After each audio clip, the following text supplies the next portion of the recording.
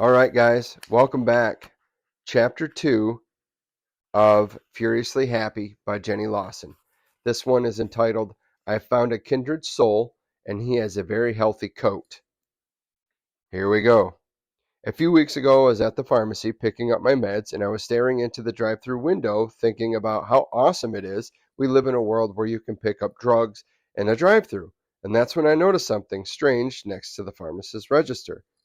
There's a picture here, guys, an actual picture of wholesome Milk-Bone dog biscuits.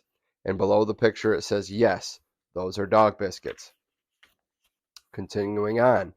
And I thought, well, that's odd. Maybe someone returned them because they were stale or something.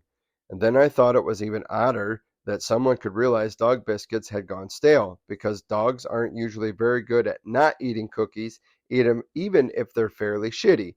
I mean, dogs eat used diapers if you let them, so I'm pretty sure none of them are saying no to cookies. But then the pharmacist came back, and while he was ringing me up, he reached over and picked up a handful of broken dog biscuits and ate them. And I thought, wait, am I high now? Is he high? Am I being tested? Should I say something? But I didn't, because I'm pretty sure you're not supposed to accuse a man of giving you drugs of eating dog food. And then I signed for the drugs and drove away, and I thought to myself, is it possible that he accidentally ate the dog biscuits? Or maybe someone is always stealing his food at work and he decided to put his tasty human cookies made for humans, not from humans, in a Milk-Bone box to keep them safe. Or maybe he just likes to entertain himself by seeing if people will tell him that he's eating dog food. Those would be good people, probably. I'm not one of those people. But then I spent all day thinking, why the dog biscuits? And so I went back today to ask, but the dog biscuits were gone, and the dog biscuits eating guy was also gone. And I thought, can I ask this pharmacist if the other pharmacist who eats dog food is around? Because I need to know the story. And the answer is, no, I can't. But I really want to know, because I suspect that I would be great friends with this guy, because anyone who would hide crackers in a dog food box seems like someone I'd like to hang out with. Although anyone who just eats dog food for fun seems slightly more questionable. Except now I'm wondering if maybe Milk-Bones are really delicious and he's just a genius who discovered really cheap cookies. So, for you guys that are wondering, and that's sounding like a one long run on sentence, to a person with high functioning anxiety or any kind of mental disorder like that, your mind is honestly like one big run on sentence. Your thoughts and questions just, they turn like a wheel on your car as you're driving down the highway, round and round and round. Most people, I think, deal with some kind of anxiety, and they know a little bit what it's about. But for the folks who don't, that's kind of what anxiety is. Your wheels keep turning, and you really can't shut them off. So continuing on, cookies that you don't have to call your judgmental vet about when your dog gets in the pantry and eats all of them. You still have to call the vet, though, when your cat has eaten a toy consisting of Tinkerbell and Feather in a poof ball, all tied together with twine. That actually happened once, and it was really the worst, because the vet told me that I'd have to ply the cat with laxatives to make the toy pass easily through, and that I need to inspect the poop to make sure the toy passed, because otherwise they'd have to do open cat surgery. And then it finally did start to pass, but just the first part of the Tinkerbell, and the cat freaked out because he was running away from the Tinkerbell hanging out of his ball.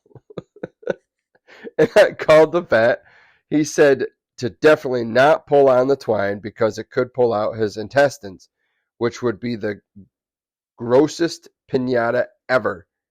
And I just ran after the cat with some scissors to cut off the twine bell, which impressively was still tinkling after seeing things no tinkle bell should ever see.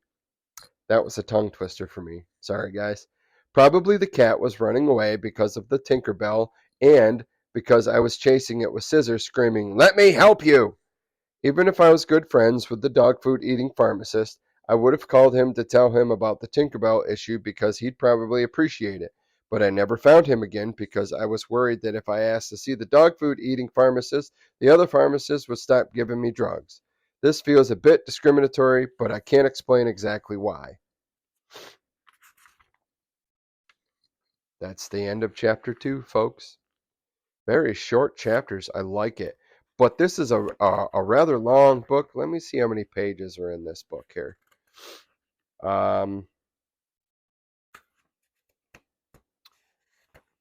It appears like there is 329 pages.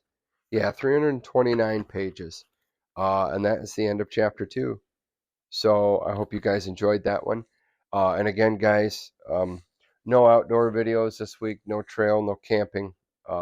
You can tell by the sound of me, I am still very much stuffed up. I do have a sinus infection.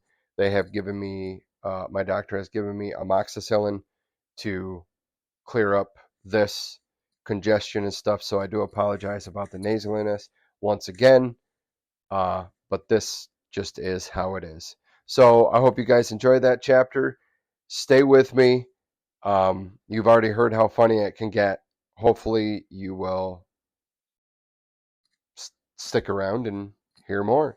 Until then, y'all please stay safe, stay healthy, unlike me, and y'all be good to each other. We'll see you next time.